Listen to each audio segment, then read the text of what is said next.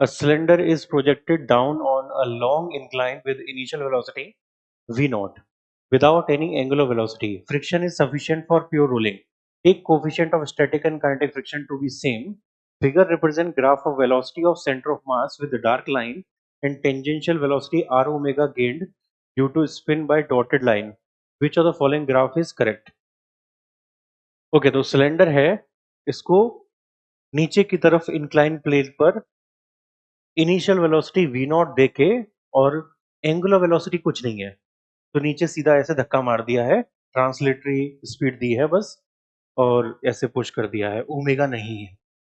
और तो फिर इसका ग्राफ के बारे में पूछा है, तो ग्राफ में जो डॉटेड लाइन है ये आर ओमेगा शो कर रही है और जो डार्क लाइन है वो सेंटर ऑफ मास की स्पीड शो कर रही है।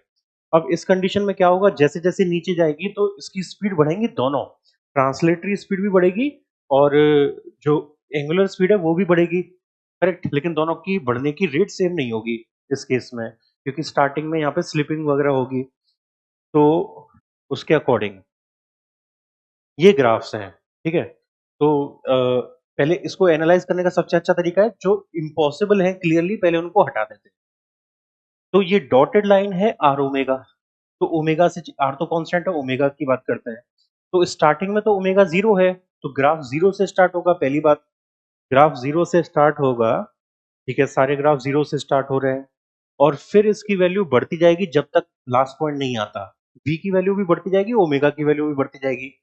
यहाँ पे क्या हो रहा है कि ये वैल्यू कांस्टेंट हो रही है, तो ये पॉसिबल नहीं है, ठीक है। इसके बाद यहाँ पे v की वैल्यू बढ़ रही है, फिर बाद में बढ़ रही है, ओमेगा की वैल्यू कांस्टेंट होगी, ऐसा भी नहीं होगा, दोनों वैल्यू जो है वो कंटिन्यूअसली बढ़ती जाएंगी।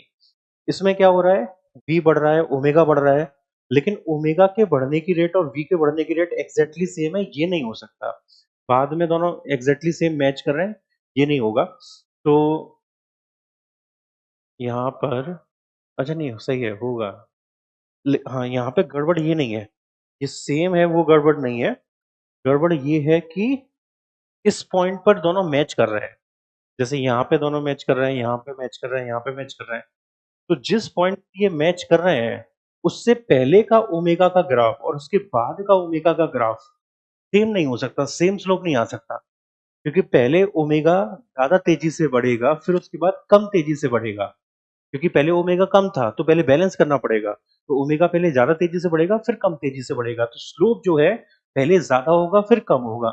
यहाँ पे स्लोप कांस्टेंट है, तो ये नहीं हो सकता।